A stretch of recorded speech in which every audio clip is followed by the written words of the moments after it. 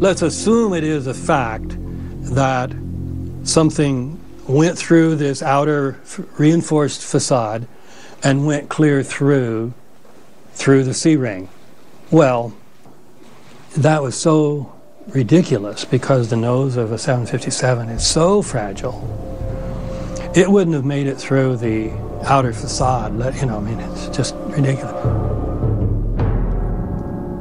To test the official explanation and address the truthers' beliefs that this damage pattern was caused by an explosive device, Emertech conducted a second experiment to demonstrate the very apparent differences between impact and explosive detonation.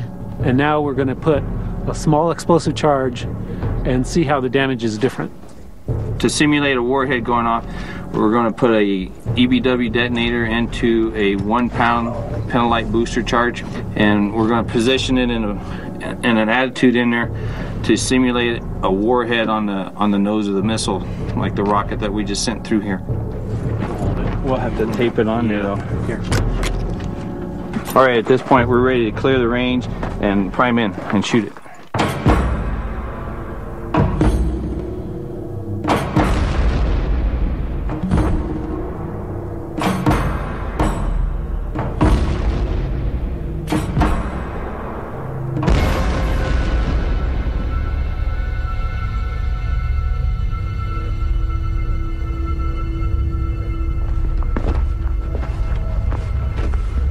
Okay, so here's the remains of our structure.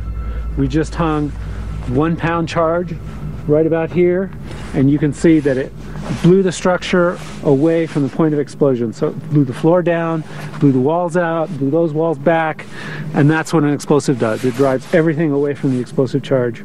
So this is a completely different kind of damage than we saw from the projectile, which just went right through it.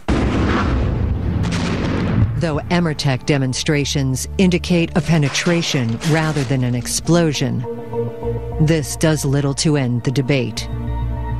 David Ray Griffin doesn't agree with this photo comparison. And then some photos emerged that showed it is a gash. It's about 90 feet long.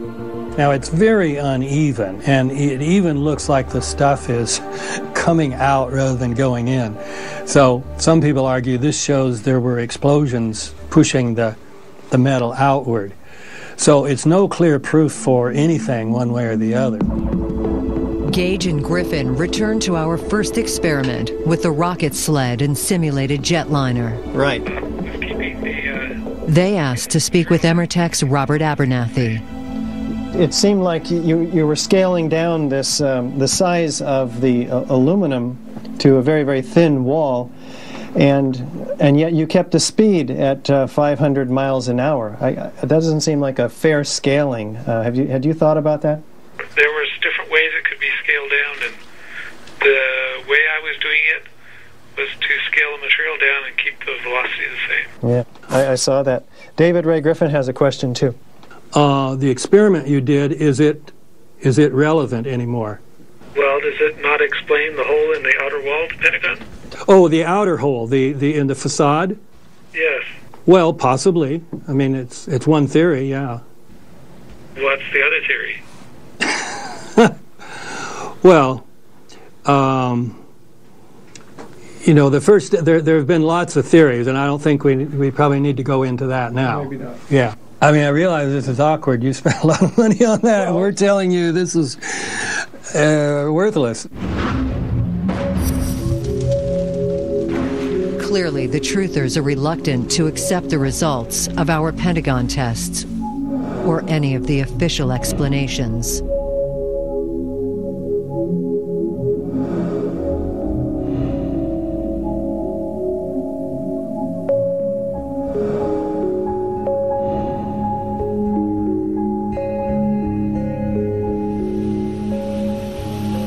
The truthers are determined to believe that the official story is wrong. The experiments, the arguments, the government investigations, it makes no difference.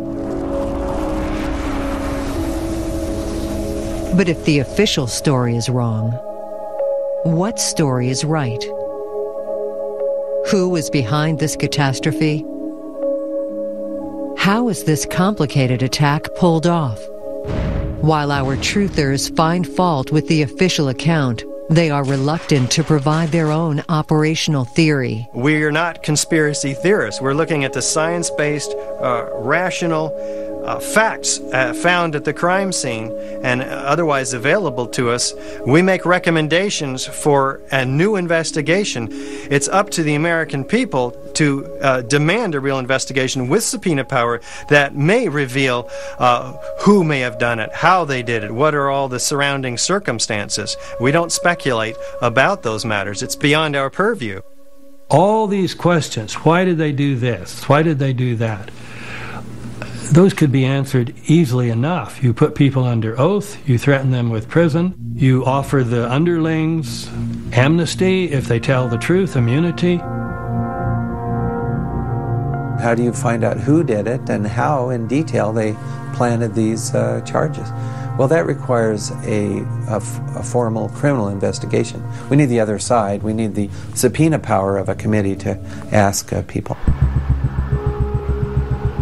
But if the official story is wrong, something else must have happened on September 11th, 2001. Though many truthers shy away from positing their own theories, one very elaborate explanation for the events of 9/11 has been proposed. And by dissecting this theory, we can illuminate insights into both the conspiracy and the truthers who believe it.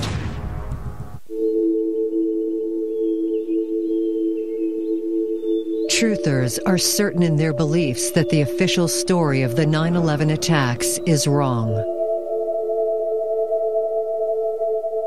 And when confronted by any evidence that questions their beliefs, that evidence is rejected.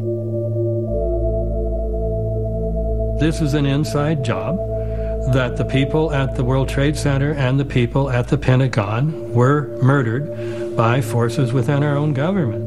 That's clearly what most of us in the 9/11 Truth Movement believe. David Aaronovitch has recently written a book that examines the world of conspiracy theories and truthers. He is skeptical of both. As long as conspiracy theorists are confined to raising what they call disturbing questions about the official theory, they're on safe ground.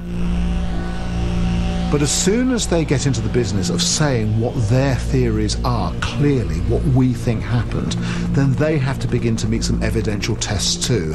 And it's at this point that conspiracy theories inevitably falter. Our experiments have shown both the difficulty of placing charges in the World Trade Center and that a cruise missile hitting the Pentagon is an unlikely scenario. However, there is another theory that proposes a different plan of attack that can account for both the precision and destructive impacts measured in our 4 tests. In this scenario, 4 commercial passenger jets take off as scheduled. Here is a timeline of this theory.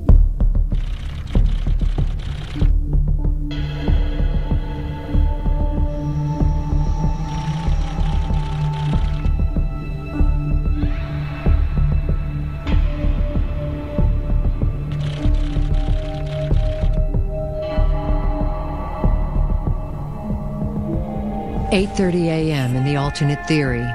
A rogue plane painted to look like the real thing assumes the flight path of American Airlines 11, which is diverted to a secret airfield controlled by the military in Pennsylvania.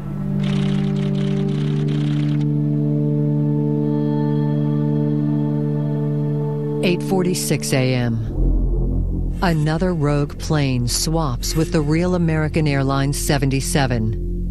At this same time, rogue American Airlines 11 hits the North Tower of the World Trade Center. 8:53 a.m., rogue United 175 takes on the flight path of United Airlines 175. Meanwhile, American Airlines 11 lands at the secret airfield.